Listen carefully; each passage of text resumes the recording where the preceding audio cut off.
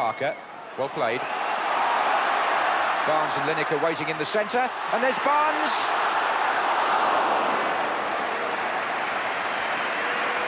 John Barnes hasn't scored for England this season, but he did score 28 goals for Liverpool, making him the top scorer among First Division players in League and Cup. And here the move progressed down the right nicely. Paul Parker there. And when the cross came in, Barnes was the nearest player to it first off for England. And it was just a bit too strong, both for him and for Lineker.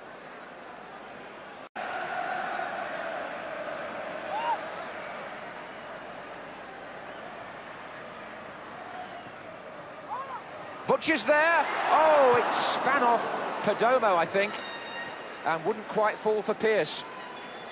He was closest. Barnes, oh, that's a good little ball. Gascoigne made a good run too. And it's still Gascoigne. That's the first really cynical tackle of the night. Number 2, Gutierrez, the offender. And Gascoigne threatened to go clean through the middle. It was good to see him try that.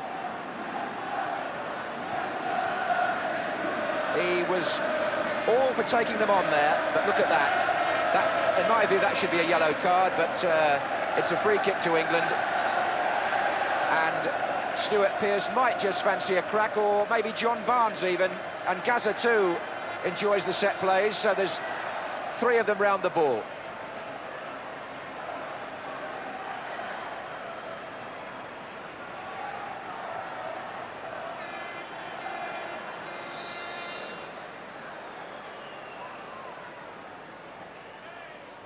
It's Pearce.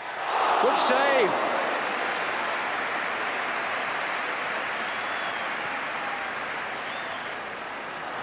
And the same player wins it back for England. Robson.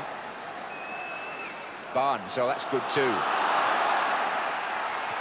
Well, Eduardo Pereira, 36-year-old keeper who had a nightmare moment in a recent international in Germany when he let the ball go through his legs. Well, this is the better side of him, I think you'll see. Pearce drives it. Look how Hodge confuses the wall, which is something he's doing at club level for Forest. Franciscoli to Alzamendi, and they've got Ostalaza in a great position here. And that's a goal for Uruguay.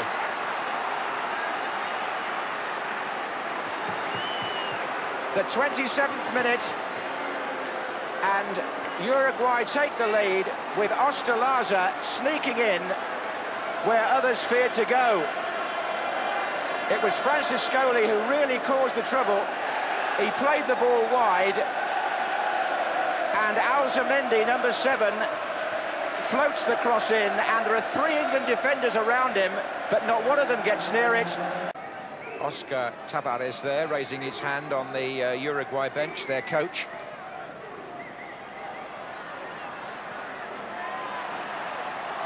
And Lineker tried to steer it round into the corner.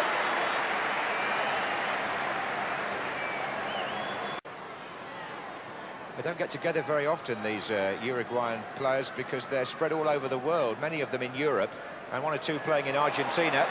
Here's Pearce for England. Barnes is there. Good effort! Fabulous goal! John Barnes with a beauty. Delightfully taken.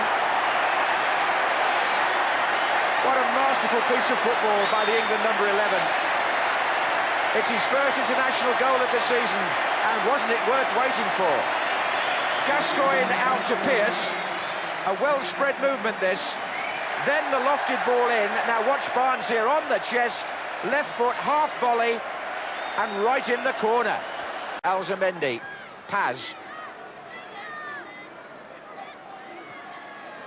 Alzamendi again. Sosa. Good control. That was a foul. Des Walker on his way back fouled Ruben Sosa.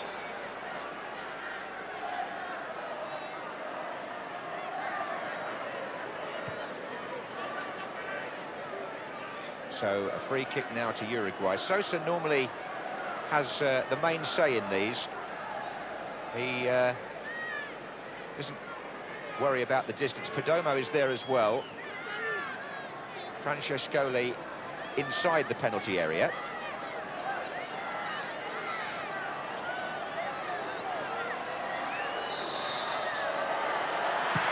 Well, oh, Perdomo hit that, and it's 2-1. Perdomo, the number 5, scores with a brilliant free kick, and England are behind again. It's curled, but Peter Shilton got both hands to it, Trevor, and couldn't keep it out. Well, he kicked the ball into the back of the net. I think he was disappointed, Peter Shilton. It's very well hit, but he's there. Two hands close together. Normally, Peter Shilton would have pushed that away, and he's ruefully looking down at his boots, and I think he'd be very disappointed that one went in. Waddle. Gascoigne. Terrific run by Gascoigne. Ball not quite. Barnes. And Pearce.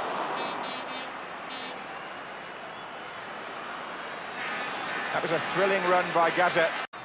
And he does have that ability, if it can be harnessed to the value of the team.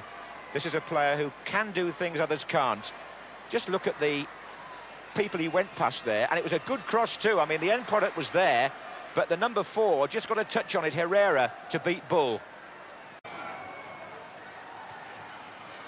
Here's Waddle. Pearce! Oh!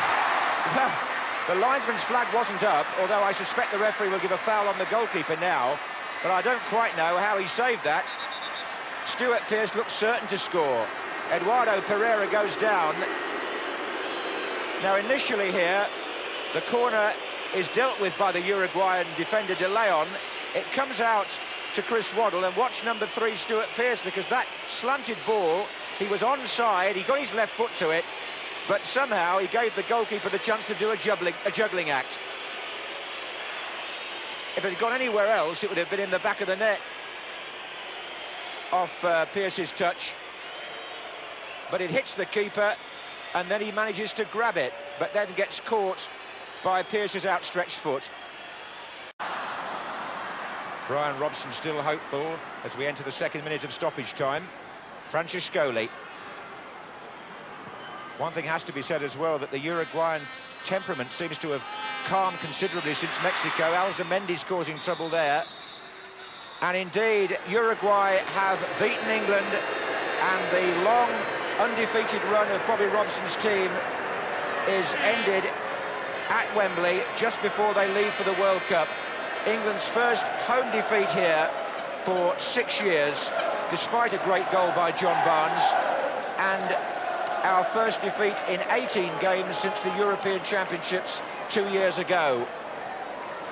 England got back into it at 1-1, but the free kick goal by Perdomo on 62 minutes made that goal by Barnes count for nothing, and Bobby Robson's side taste defeat on the eve of their departure, although I'm sure in the learning process it was a match from which he must have gained something.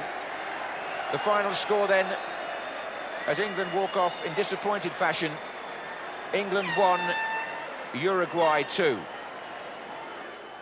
How do you go about lifting them? Oh, well, I mean, we've qualified, it's the end of 2 years. It might be a relief at the end of the day. We haven't had time to talk about it.